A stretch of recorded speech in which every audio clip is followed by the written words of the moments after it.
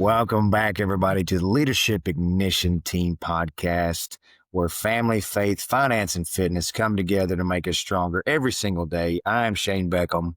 And I'm Mike Hough, and today we're going to talk to you about risk in your life, at work, wherever. What risks exist and how do you navigate those? When does it make sense to take a risk? When does it make sense to avoid a risk? So Shane, how do you want to kick things off? So, we were talking and, going back and forth about what's a good topic to just riff about. And one of the first things that came to my mind is just, okay, let's think about risk. And it's funny. I don't know if he even listens to these, but my mom and I were talking. We happened to be out of town together down in Panama City, Florida. She was able to come with me. So blessed to have mom with me on this vacation. But we were talking about it and the differences between my brother and I and our perception, or whatever the word you want to associate with this, towards risk, to where I am very risk oriented and have been my entire life. I was the kid on the bicycle going over the wood board, back in the day, little probably 2x4. But, to jump something, to where my brother, he would be more cautious in his approach and have a lot more logical and analyzed solution out to the jump. If he was going to attempt it, there would be mathematics and logic, to where I was like, give me that board. Hey, just build me a ramp, man. I don't care what it looks like. So, and it's been that way, that is just by proxy, by nature, who I am. And my wife is the same way. She is a lot more risk adverse versus me. Let's just go for it. So trying to understand what makes each one of us have that process of logical versus risk taking. We're not psychologists, and we're not going to delve into those waters, but it's just the understanding of what it means from a practical sense. Because you and I were talking before we jumped on here. Risk can be associated with work, with working out, with leisure activities, with things that you shouldn't do. There's risk, right? And, just everyday life has elements of risk, and we are all faced with those decisions nonstop. But we oftentimes don't even recognize that this is a risk or not. So to me, Mike, it's understanding the impacts that can come from everyday decisions that we make that have a compounding effect on our long-term lives. So, if I was to ask you on a daily basis, how many times a day do you feel like you were faced with a decision that had some level of risk involved in it? What do you think the answer would be? Man, everything. So I'm kind of like you. And Michelle and I are like you and Les. We always talk about one's a gas and one's a brake. Somebody's got to be in control. But I think that's extremely healthy. I think to have, specifically in relationships, when you've got somebody who is pushing the boundaries and trying to make things happen, and somebody else who's like, hold on a minute, did you think about this and that? Because I don't. I'm not when I'm trying to get something accomplished, whether it be big or little, I just want to get it done. My objective is accomplishment, and you got to have somebody along the way who checks you a little bit and says yes, but right. And so I've gotten better about that at work in particular. When you're the boss, you better figure out how to make sure you navigate that a little bit differently than just go, because you're going to put the company at risk. But at home, like we were in Minnesota last weekend at my brother-in-law's place, and we really want a lake house, and we're looking for one in Michigan or Minnesota, somewhere around family. And, we walk through this farmer's market, and there's this guy that my brother-in-law knows, and he's an older gent, and he's getting ready to sell his house. He's going to move. He and his wife are going to move out and move into a condo. And he said, I heard you might have somebody interested in the house. And I said, well, that's me, actually. I'm the guy. He goes, no kidding. You're standing right here in the farmer's market. He's behind a booth. And so we walk over to this house, two houses down, and he lets us walk through and take a look. There's a lot of things I love about it and a lot of things I just didn't like. But my impetus would have been to just buy the damn house, and I'll figure it out. And Michelle's like, I'm not even going to go look at it. We're not buying a house. Not buying the house, right? And it's not the right house for us. We ultimately decided to pass on it. But that's what it is for me. Is it's not impulsive. It's this desire to accomplish.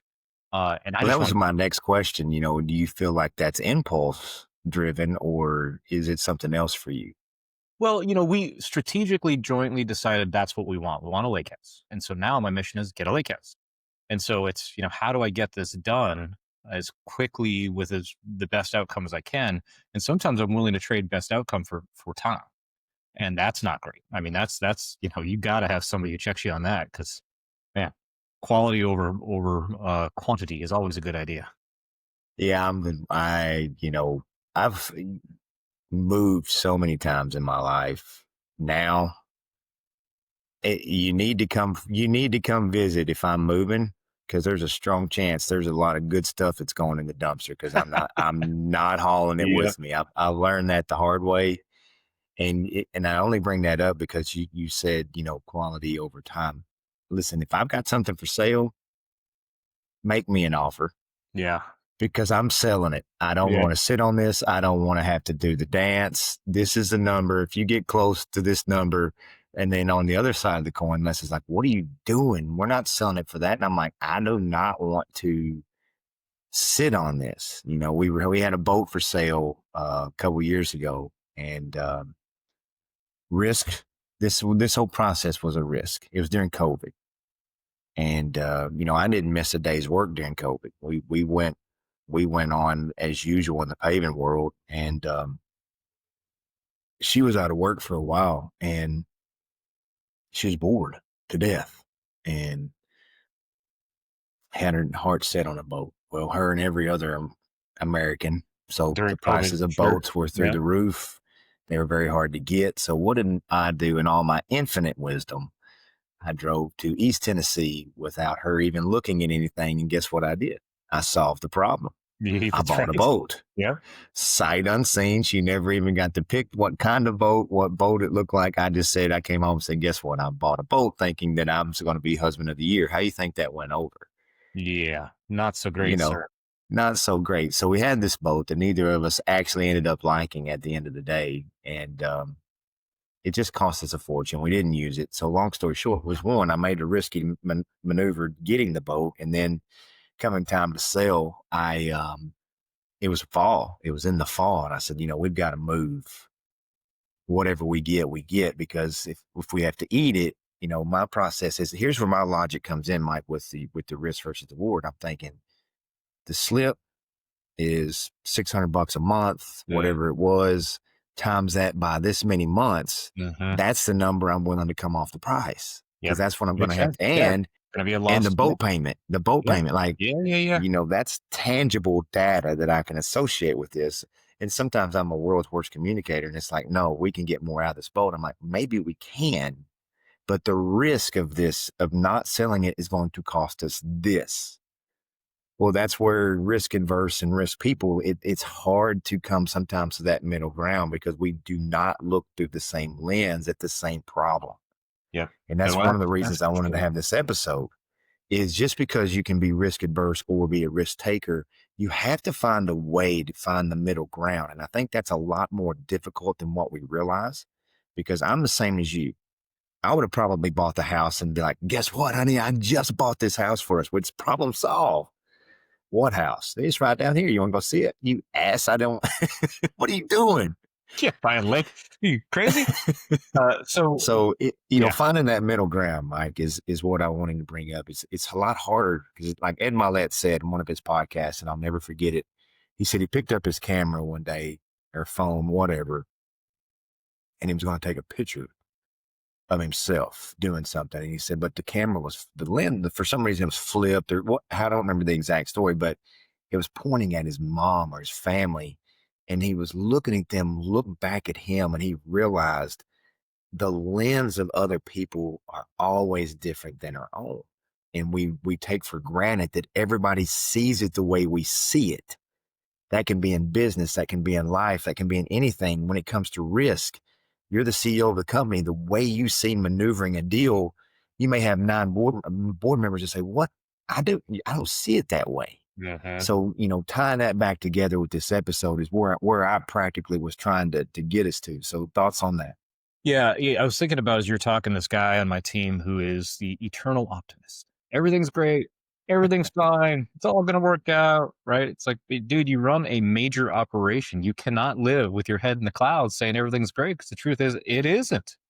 And so that's a regular conversation. He's a great operator. Great people love working for him. He's got great results because he's so positive, except when it fails, except when you didn't think through all the elements, except when you didn't, and it's not, I don't, I'm not, it is a risk thing. He's very willing to just move forward and do whatever it takes to try to get that positive outcome without thinking about all the things that can go wrong. And man, 50% of the time they just go wrong. That's how it works.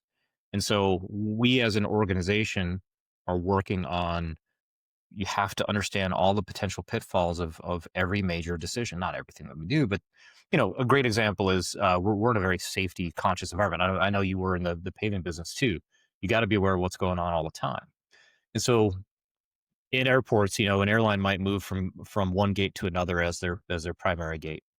And when that happens, you can say, oh, well, it's going to operate just like the gate did over there. It's going to be a straight pushback. When you push the aircraft back, you're going to go straight and you're going to pull out. But what if it isn't? And what if we don't go over there and do a safety risk assessment? You don't realize that the fuel truck, when it parks at the adjacent gate in this new gate, is actually in your safety zone. And you start the push, and now you impact a fuel truck. So it's things like that where you can just assume everything's going to be the same if I make this decision versus that decision, or you conduct what we call a safety risk assessment. But that safety risk assessment can apply anywhere in life. Anytime you're about to make a major decision, just stop for a minute, especially if you're the gas like me and you don't have a brake on the other side counterbalancing you. You better conduct a risk assessment around okay, if I make this decision, what are all the things that can go wrong? If you're going to make the decision anyway, make the decision, but take the 2 minutes. It doesn't really take that long to go through it. But Shane, tell me about your thoughts on risk in the workplace. What are you dealing with? Yeah, I mean, it's different now for me than it was. Like you said, obviously the risk they're both there. Back when I was in the pavement world, it was a dangerous profession for a lot of the guys out in the field. The asphalt plants, that the associations with asphalt in general around the moving equipment making it, and not just that, the heat and everything associated with it. And one of the things that I used to tell the guys is, the most risky people that I know are the ones that get comfortable and complacent with everyday tasks, because there's high risk involved every single day. But when you get into that level of complacency, it can push you into making mistakes that you normally wouldn't. It would make you get into places that that you shouldn't. I think it's akin to, risk assessment and being aware of your surroundings. In today's world, we better start taking a very lot different approach. We need to start teaching our families and our kids, when you're walking down the sidewalk, put your phones in your pockets and be aware of your surroundings, because the world is not a safe place in a lot of places anymore. It's just not. You know, it's the analogy is true. Every day we wake up and go outside of our homes, hell is a risk involved in that anymore. And it's always been, getting in your car seat. You're only 6 inches away from, meeting the maker every day, that white line. And so, but understanding risk in the workplace is, it goes a little bit deeper. You have life or death decisions with a lot of jobs, um, and understanding how that correlates, and having, like you said, protocols and practices in place. But even in my world now, it's obviously the risks are a little bit lower, but there's a risk someone could have a medical emergency while doing a workout. And how well is your team trained to handle that? Because then you move into a life or death situation. And when, even in the gym, as we become complacent and say that'll never happen to us, well, there's a 50-50 chance it can. Hmm. And, from a work perspective, being and having those annual conducting meetings to where you say, okay, inclement weather.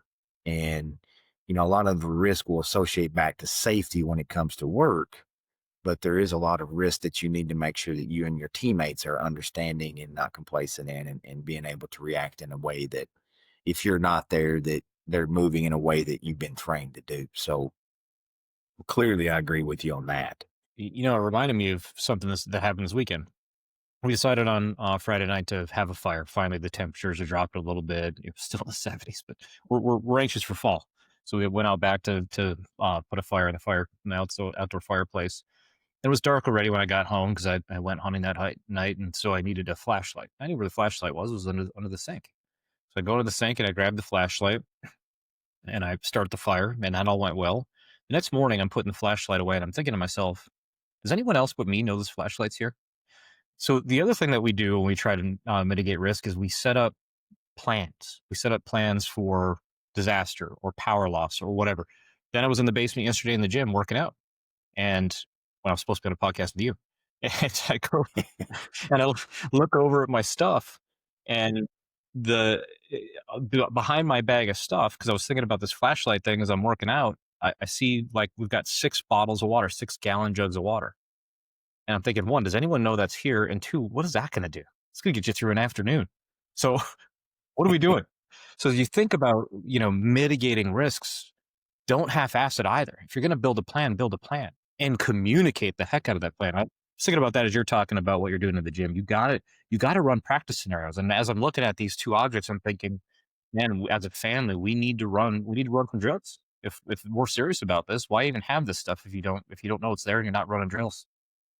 Yeah, I'm the world's worst. Like my wife has this bag. It's got all these batteries and stuff in it. Well, it may get depleted from time to time, and I may not replace, which is bad. But it's you just get a little complacent there. Let's talk a little bit about just risk outside the workplace, and I want to go into a little bit deeper layer of understanding risk at some of the highest business levels that you can do. Meaning, you know, obviously my situation's a little bit different than most. There's a full stakes poker game that you play when you make that decision, and you have no choice but to look the opponent in the eye and push all in, whether you're holding a 3-4 or you got a pair of aces. That's the decision that you're making. But there's a cost that comes with risk versus reward. And you don't think about this in the beginning. And I'll be a little open and raw about this, but this has caused the decision I made to walk away from the job that I had to pursue my dream.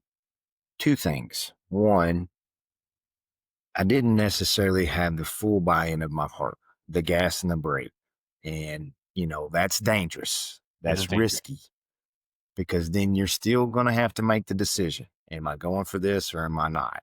And in my situation, there was some conversations and we decided, I went for it. And the problem with that is now you've accepted the risk, not only financially, but you've also accepted a little bit of risk with your family, Hmm. because they may not have necessarily been all the way on board with this. A lot of people experience this. It's okay. But the problem is, what many people don't understand about opening a business, it is very difficult. It is very time consuming. It is very draining. And it is just all encompassing of your entire life. If you want to be successful, the piece of that pie that you bite off on is a 24-hour a day pie. And until you get to the level that you're comfortable, which I'm not sure you ever will, it puts a massive strain on you and your family, your friends, your coworkers.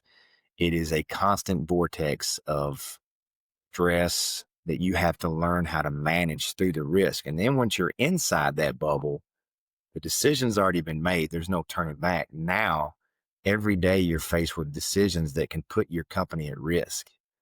Should I make this marketing move? Should I make this hiring move? Should I move forward with this? What are these complaints coming in? Where are they coming from? So it's an involvement of risk nonstop. Now, I don't do this with every decision, and maybe I should, but I borrowed this from the corporate world. And I think we need to do more of this as entrepreneurs and even entrepreneurs, or even, I know you do it, Mike, and your position is just, what's the SWOT analysis? Hmm. That's an easy way to make these decisions at high levels because it's a simple graph, right? The SWOT analysis, you got four quadrants of a SWOT. You have strengths, weaknesses, opponents, threats. All of that can come in different variations of life. Like hell, I could have put my own family as opponents in the original SWOT. That was, what's the threat? Losing my home, losing my family. There's a lot of things that I think we don't think about when people like us have the decision ability to make because we're gas. I can do this and I can do it better than any other human's ever done this before because I'm me. Well, then you get a big old dose of reality and say, holy shit, this is way harder than I'd ever thought it would be because people have a misconception. I'm tired of this job. I'm just going to go out and do this for myself. Go ahead. Yeah. So you see how that Go feels. right ahead. Yeah, Yeah. get after it. Get after it because it's very risky.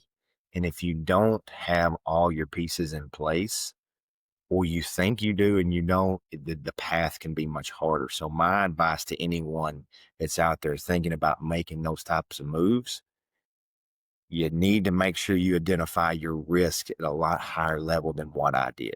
And that's just me being honest. I was not prepared for a lot of things because I thought I was smarter than I was based off my business prowess because I'd been in it for so long. But when you're not in the specifics of running your own ship in a brick and mortar business, that's a different animal.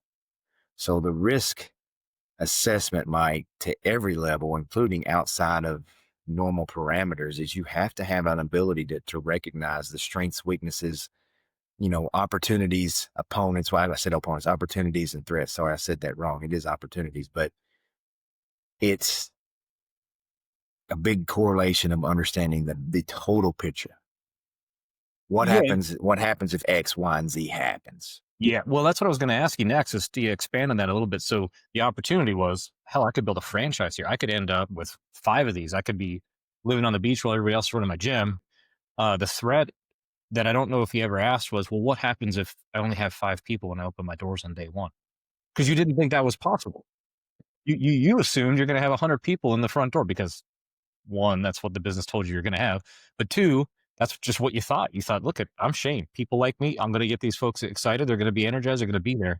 You never asked yourself, what happens if there's only 5 people? What would you have done differently if you had that in your threat matrix? So I would have done a lot of things different. That's why I tell Les all the time. Whenever she's prepared to try to open a salon, I'm your guy because I know exactly what I would do differently this time. And originally, Mike, I had told everybody I'm going to have 5 of these in 5 years. That's what I Yeah. would. That's openly say that 5 Have in one 5 one years. year three. Shit, I wouldn't have another one. I don't think. I'm honest. It's just such hard work, and I'm not afraid of hard work, but it's a lot of hard work. It's a lot of understanding how to scale, how to strengthen. But few things. Number one, I would have had a lot better exit strategy from my existing job. It was loose and I left too early. If I wanted to leave when I originally did and just break all forms of any payment coming into my bank account, I should have done a lot more of the general construction myself because I'm qualified and I know how. But I was wasting time doing something that I was improperly trained in and didn't ask the right questions. So for basically 3 months of my life, while the construction and the renovations of the gym were going on, I was on the phone 8 to 9 hours a day trying to get people to sign up to come to the gym. Well, I did not understand the processes, so what I was doing was 100% wrong. So I cut my revenue off completely way too early. I did not have a good budget because I let a family member help me, and I'm not complaining at all with the renovations, and it was very loose. So there wasn't a constraint on spend. Reckless, very reckless on my part. I know better. And then I was not prepared in the right processes to be ready for that 100 people mark because I wasn't selling it the right way with the follow ups. That's just a poor. I mean, the list is longer than that. I So those hired are, coaches too early. yeah, those are the About ethical. anything you could do wrong, I did wrong.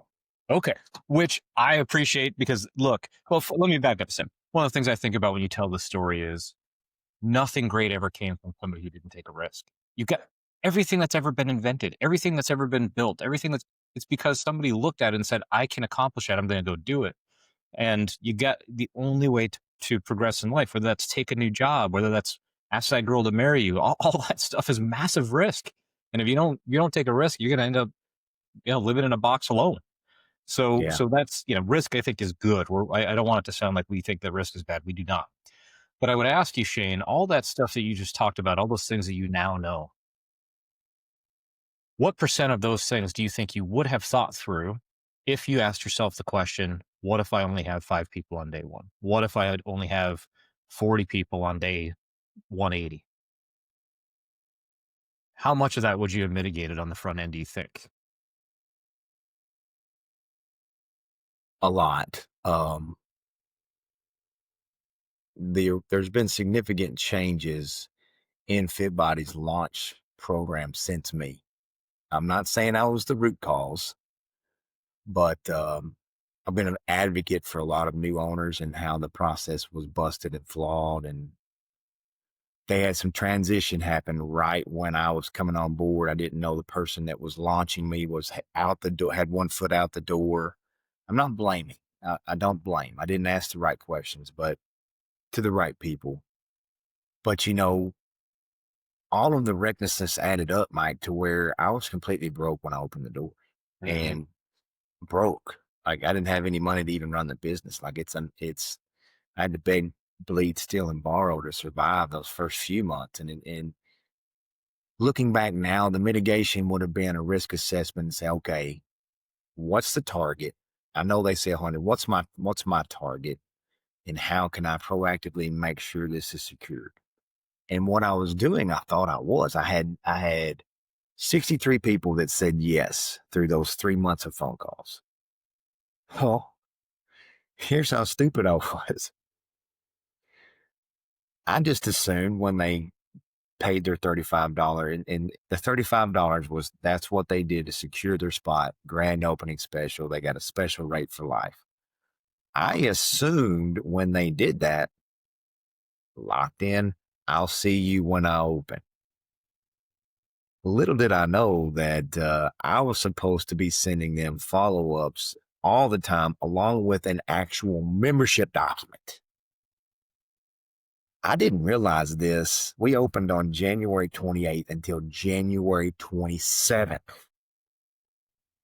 is when I realized when someone from HQ said, "What do you mean you don't have any membership Any, agreements in any place?" And signed I'm up like, members? what's a membership agreement? What are you talking about? In FitPro Tracker, if you send Contract, out all the man. general waivers, what do you mean? Where do I find the general waiver? Oh, you got to build it. And I'm like, huh? Complete scramble mode. Didn't sleep. Up 24 hours straight trying to learn a system I had not spent any time in, building waivers, membership documents, sending to all these people. Nobody was replying back to me.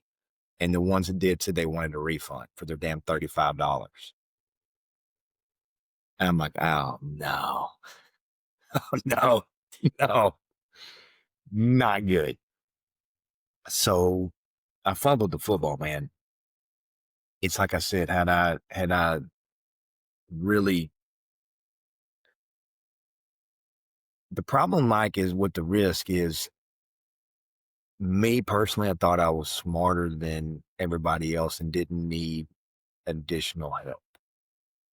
So the risk mitigation came down to me being more willing to listen and be open to others. And I just didn't do that. And that cost me, tremendously, thinking that I knew all and I didn't. So the mitigation would have been more asking more questions, understanding the model. I'd gone through the trainings. Clearly, I'd missed something along the way, wasn't listening or wasn't hearing what I thought I heard, and then, there was fault on both sides. No, nobody was asking me how those things were coming and preparing me, but I'll take ownership. Like I said, it's like we talked about before with Bedros. It was my fault. So I don't know if that's a good answer other than my level of preparation to open a business was much poorer than what it should have ever been because I thought I was a better businessman in that area than I was.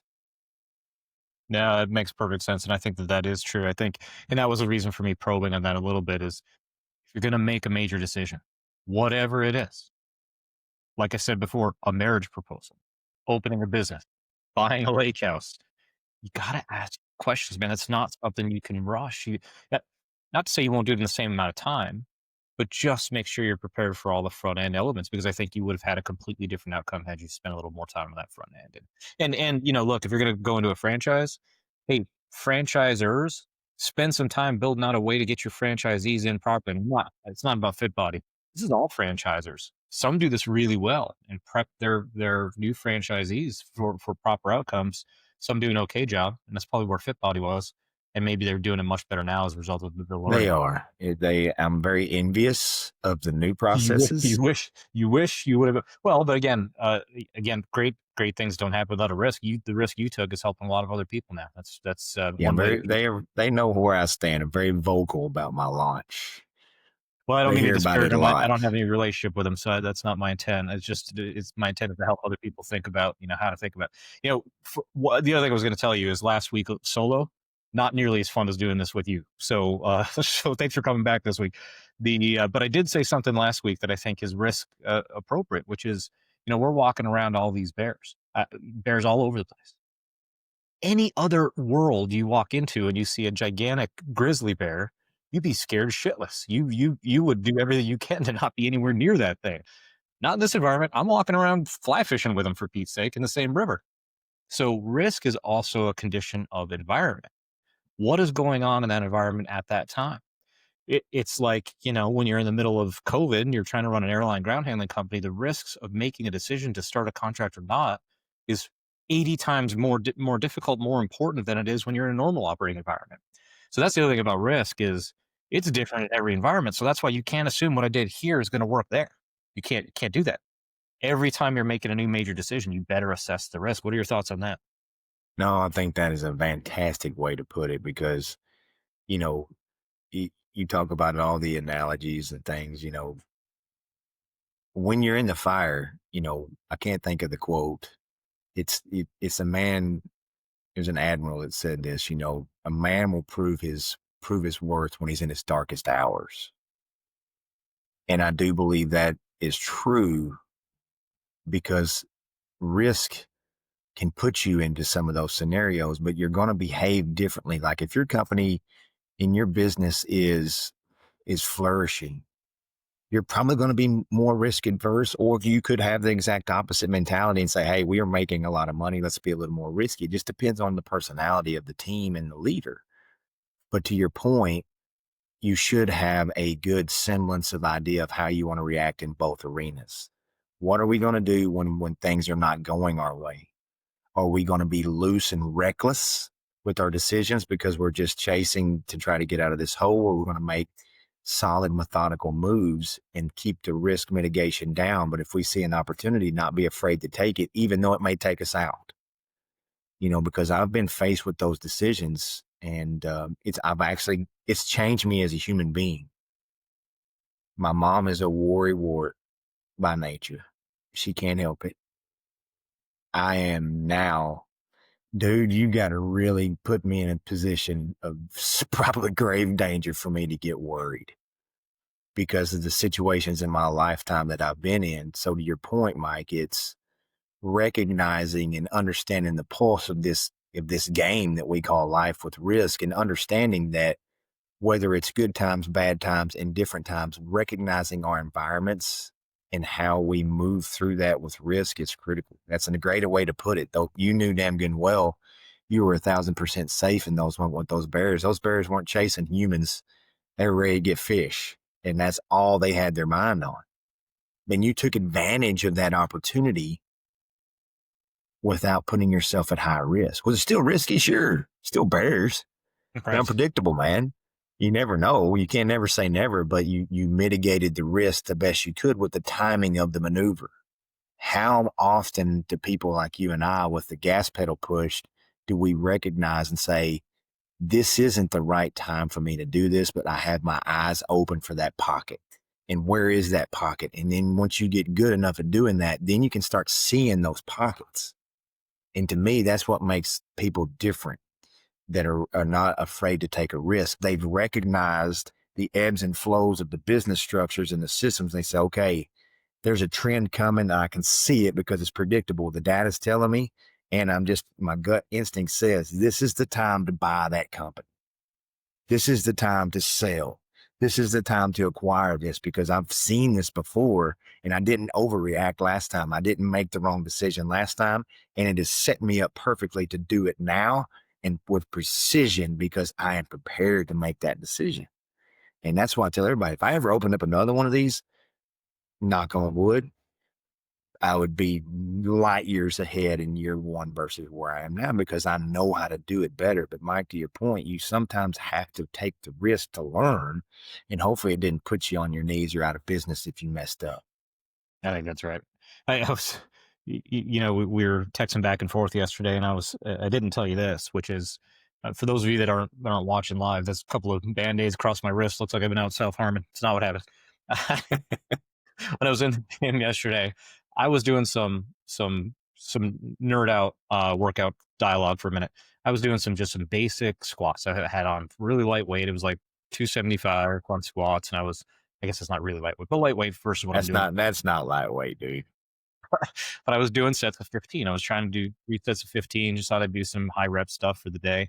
And on the second set, right around number 12, for those of you that don't squat, you get that bar out over your toes a little bit. You don't have that center line, you're in trouble. And I was in trouble. And I didn't put my safeties on the rack because I'm thinking this is lightweight. Why don't Uh, we safeties? And I slammed into the rack with my hand behind the bar, my wrist into the rack, ripped my wrist open. I'm like, God, I'm such an idiot. All I have to do is put the safeties on. I could have dropped the bar easily, you know. But again, I'm like, I don't. This isn't risky. Yes, of course it is. That's a lot of freaking weight on a human. It weighs a heck of a lot more than I do. But I'm thinking, well, I could do a lot more than that. Well, sure you can, but everything you do, even if it doesn't feel like a massive risk, there's risk involved. Now, the other thing I would say about that is doesn't mean I'm going to stop squatting. Just means I'm going to be smarter about how I do it. Because everything we do, if we just avoided all things with risk, I wouldn't have a company. My entire business is mitigating risks 1,000 times a day, 10,000 times a day. But you you know you do what makes the most sense without making it being burdensome to try to mitigate risk to make it make sense. But if you had, like, one of the things when I asked you about if you knew you only had five, if your answer was, well, I wouldn't have opened the doors, I wouldn't have invested, I'd say, well, what the hell's the point of living then? No, if you're only going to have five, what's your plan? And that's the difference between understanding risk and taking advantage of it versus just avoiding risk, which a lot of people do. and even so much so tying this back to the fitness aspect, Mike, people avoid risk from coming somewhere because they're out of shape and embarrassed. Mm, They avoid the risk of embarrassment and the risk of potential humiliation. But you know where that only lives? In their head. hmm There's not one person in that gym that looks at them that way. Only them. And, that's a shame because everybody, needs to have a place they can go and feel comfortable. But I hear the same, I'm in that world and I'm so embarrassed. I've let myself get this far. Well, what happens if you don't come? Well, yeah. Well, what's next? It's only It's not going worse. to get any better. Yeah. And, and we started doing something, client game planning. I do a lot of that now and strategy meetings. And what I tell everybody is simple. I say, look, we have three questions on that paper. And I may have brought this up in another episode. I'm not sure, but it's where you are on a scale of 1 to 10, 10 being the most happiest you've ever been in your life on health and fitness. The second question is basically your why. Why are you here? And the third question is if everything went great in the next 12 months, what's your dream outcome? So it's in practical terms, it's broken down into where I am now, which is here, and where I want to be, which is here. And I tell people, I said, regardless of what you do with me in this gym, because most of these people are on a trial, these are still going to be your answers. hmm What is your solution to these answers? Because I got a news flash for you. We can solve all of them. And that's it. Is that a fair statement? And what's the answer to that? Yeah. So my point comes down to this: that this is where we want to be and this is where we are. What are we willing to give up to get there? What is the risk we're willing to take? Is it time? Is it money? Is it sleep? Probably all three. But as humans, we are unfortunately geared to say, mm, Yep. fine, right where I'm at. Yep. I would rather be here than give up some comfort to get to where I want to be, even though where I want to be should be priceless. Because the last analogy I use, Mike, is this: yourself included, because I know I do it too. I'm very fortunate that I don't go, maybe even not even once a year. But if you have a doctor's appointment, I know you do. Do you put that in your calendar? Absolutely. Of course you do. Most people, even if people don't keep calendars like you and I, they still put that in their calendar Hmm. or they write it on a refrigerator. It's one of the most important things people think they do, right? The second question I ask is, do you miss that appointment? Never. 99 out of 100 people say no. And I say, why? My Because health. it's regarding your health, Yeah. which you put a high priority on, right? You put a priority on it because a doctor's going to tell you whether you're healthy or not. What's your body telling you? The one thing that you can control, you won't listen and you won't do because it's human nature not to give Well, up because it's something to very get there. easy to go to a doctor's appointment and let somebody else do the work for an hour and tell you what's going on versus you every day changing the things that make you comfortable. For a long time, Shane, I was lifting weights and I was running, but I was still eating like an asshole, as we like to say, right? And Yeah. I was not doing the right kind of things to get myself healthy.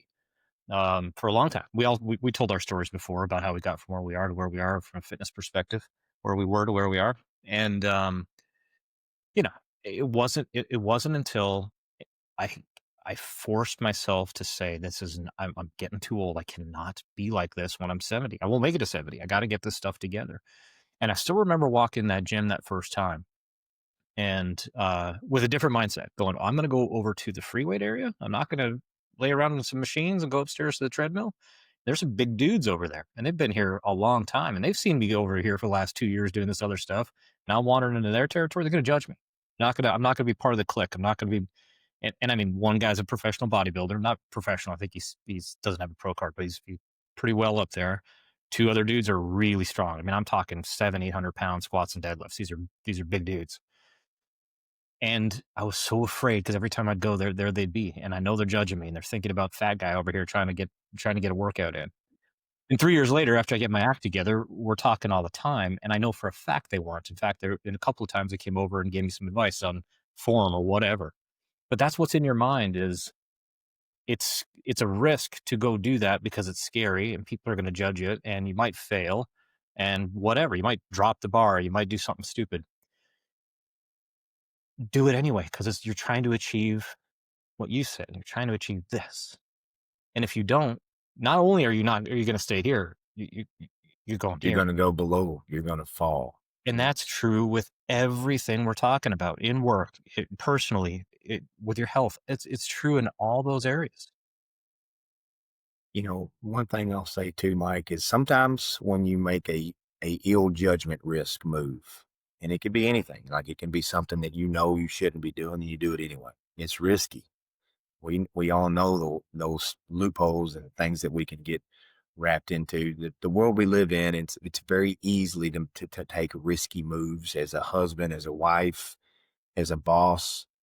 There's a lot of low hanging fruit out there with social media and just the ways to communicate to people, but there's a lot of risk involved with those decisions. And sometimes, you can allow things to cloud your judgment and, alcohol, whatever can the reason I bring this up is because I've fell victim to this a lot in my life. I've done dumb shit. Can't Once you do something, ask Mark Sanchez today what Yeah, his no feelings kidding. is Great, on this. great Like point. you Yeah. you can't undo something once you do it. So you better know what the hell the risk is. Because if you're a family person and this, that, and the other, the risk is you lose everything. And is that worth it? Is that text? Are those things truly worth everything that you know going away? And I think if you start applying that logic to how you live your life in a personal level, it'll make you realize a lot of things because sometimes you get your teeth kicked in. You're like, man, that was dumb. But if you do it again, did you actually learn your lesson? So understanding risk on there's so many layers of that onion. We've just scratched the surface, but Mike, there's risk in every single thing that we do. And there's a lot of practical strategies. I brought up the SWOT analysis, even though I got the first O wrong the first time. Opponents is not what it actually is. It's opportunities. My bad on that. Is there anything that you have in mind that you would like to bring up from a practical level that you exercise or have seen other than the SWOT analysis or just risk assessment? I know you brought up the risk assessment earlier. Is there anything else from a Well, personal level that I you could really do speak think on? that that risk assessment makes a lot of sense. The old pros and cons, right? Just a pros and cons list is good enough. I think you'll get to all the risks on the con side of the equation if you do it right, if you spend time. I think the simplest way to put it is reflection. Before you act, reflect. And I'm not talking about do I take a right or a left while I'm on the subway. Just when you're making major decisions, spend a couple of minutes. It doesn't really take that long to think it through. Now, solving the risks that come up may take some time. And that's what people are usually afraid of. It's like, I don't need to worry about that. I'm going full bore. I got it. It's gonna be easy. And then you hit that wall and you didn't think about it on the front end. Now you're in trouble. Right? So I think it's just a little bit of reflection. And I would say, in summary for me in this episode is we're not saying don't take risks. We're saying take calculated risks. Make decisions. Don't make snap judgments. Something that when I'm buying a lake house, I could be better at. It's impulse control. Yeah. You have to have it. And if you don't, you'll get yourself in big trouble. My dad used to be the world's worst as well. Maybe that's why I have some of what I have. The battery would die on our family car. He'd jump it off. Next thing I know, he'd come home and there'd be a different car. I'd traded the damn thing in, not dealing with it. Like, The battery. the battery. That's just what I saw. And, same thing. He would buy something high and he'd take a bath on it when he got rid of it because he didn't have the patience to wait. And I resonate with that. And controlling impulses ties back to your emotional control.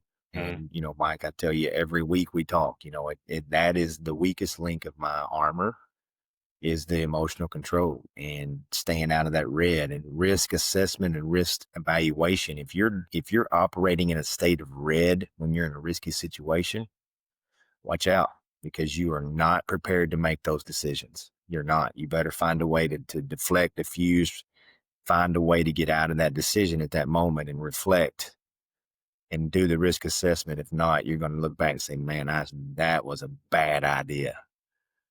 So that's my kind of final thoughts is never also operate under the faction of the red emotion when trying to deal with risk assessment. Sure, your emotion state can be high. That can be a lot of different things. It doesn't mean that you're in the red when your emotions are high. You can be in the green and still be revved up, but don't operate from a position to red when you're trying to make a risky maneuver. Totally agree. But Shane, I think it was a good conversation. It's good discussion around risk and how we think about it in all facets of life. And so thanks for doing that with me today. And let's Absolutely. remind the listeners on how else we can help them. So just a reminder, guys, make sure to check us out on all of our podcast channels. We're available anywhere that you can listen to podcasts, Apple, Spotify, anywhere else. You can find us on YouTube, TikTok, LinkedIn, Instagram, all the places, leadershipignitionteam.com. We have some wonderful stuff on our website. We would love to be able to help you individually or your team, your cult, your churches, your colleagues. There's a lot of things that we are equipped with, some through hard knocks, some through studies, and some through just general knowledge of learning on our own and being taught by mentors. And we would love the opportunity to be able to help anybody out in those areas. And we are very low risk for you. Absolutely agree. We're very smiling, gentle fellows for sure.